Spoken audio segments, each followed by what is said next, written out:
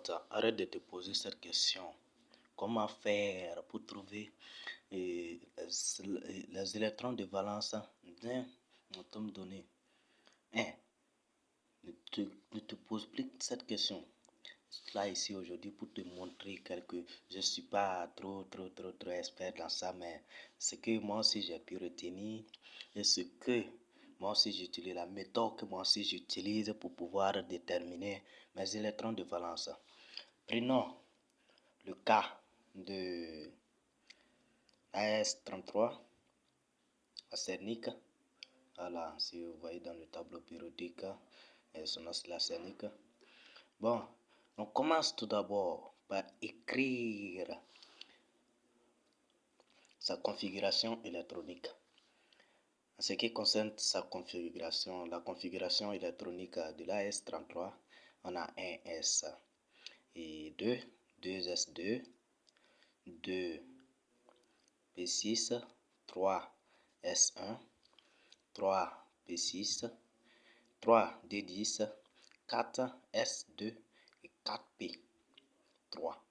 Alors, nous voyons ici que c'est 3, parce que sinon P porte toujours 6. Et comme on a dit AS33, arsenic 33, et ça cause de ça. Alors, à la fin, on soustrait, puis on laisse, et ça reste 3. Si vous voyez bien. Pour trouver les électrons de valence, on prend toujours la couche éloignée de la molécule, de l'atome, je vais dire. Voilà, on a 4S2 et 4P3. Nous avons N égale à 4 ici. Voilà, je vais ajouter quelque chose ici. N égale à 4. N nous permet de déterminer N égale à 4.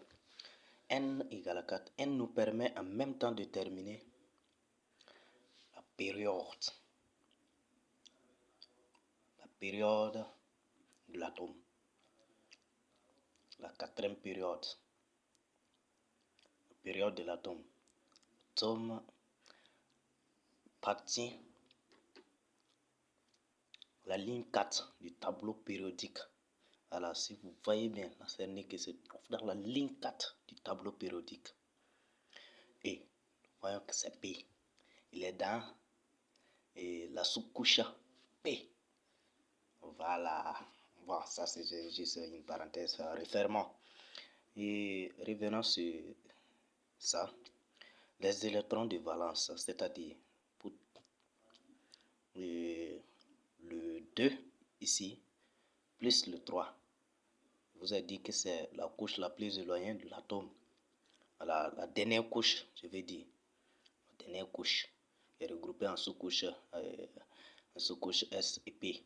Voilà, la dernière couche, nous voyons ça, c'est 4S2 et 4P3. On prend simplement la dernière couche et on additionne ces deux éléments. On additionne ces deux éléments. 2 plus 3 qui est égal à 5. Donc, on a 5 électrons de valence. 5 électrons de valence, comme le dit dans le cours.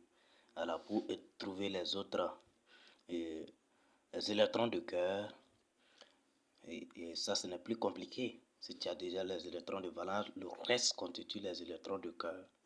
Maintenant, on prend le reste, les électrons de cœur, électrons de cœur, électrons